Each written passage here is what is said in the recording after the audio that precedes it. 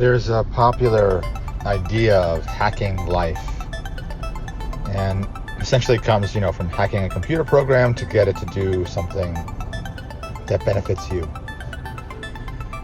The mind may propose a way to hack life or a way to manipulate life. And this is particularly problematic for individuals who are highly intellectual and on a spiritual path, because there can be an attempt to bridge the causal and subtle realms to the gross, or I would say the concrete realms. In other words, you have an experience or a state, maybe a meditation, maybe through other means, and you attempt to,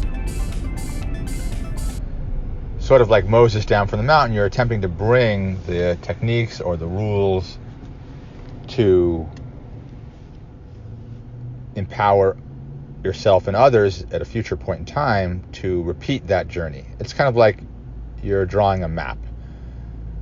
But the act of drawing the map, for many people, not someone who's perhaps in a deeper state of awakening, but for many people, the effort to draw the map creates a level of resistance. And it also attempts to make the causal and subtle concrete, which means you'll lose something in the translation because it's beyond language. And as soon as you put it into language, you're going to have to leave a bunch of bits out. And if your intention, even 5%, maybe even 1% of your intention, is somehow self-serving and related to having a particular positive self-image or having others see you in a certain way,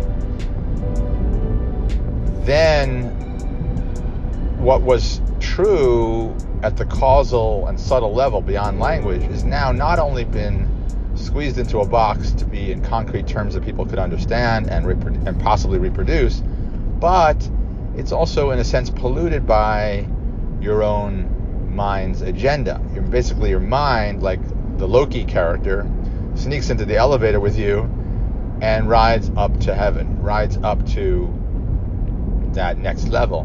But it doesn't usually work that way, because unless you have madness, because the mind can't fully grasp that which is subtle and causal, or even non-dual. So therefore, the language is going to come out a little bit weird or a little off-putting, or you're going to be deceiving yourself.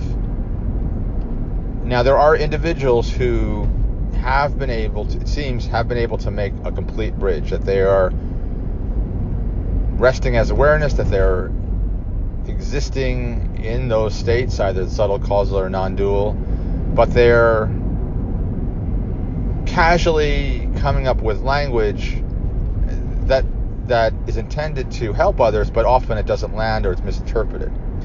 And so the question is, what if we just give up the attempt? What if we just focus on the transformation of consciousness away from the gross concrete into the subtle, causal, non-dual, but not use any language about it?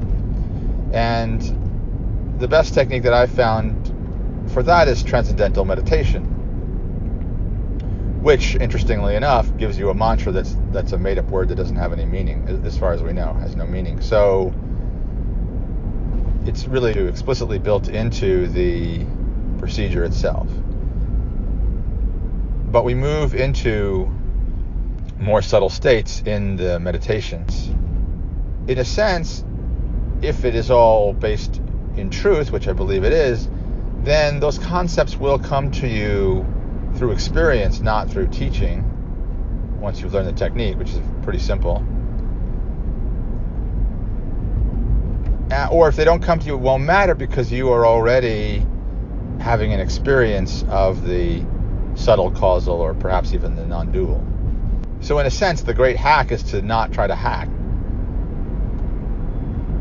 And you look at Facebook and YouTube and social media, it really just feels energetically like a bunch of people all shouting at the same time, look at me, look at me.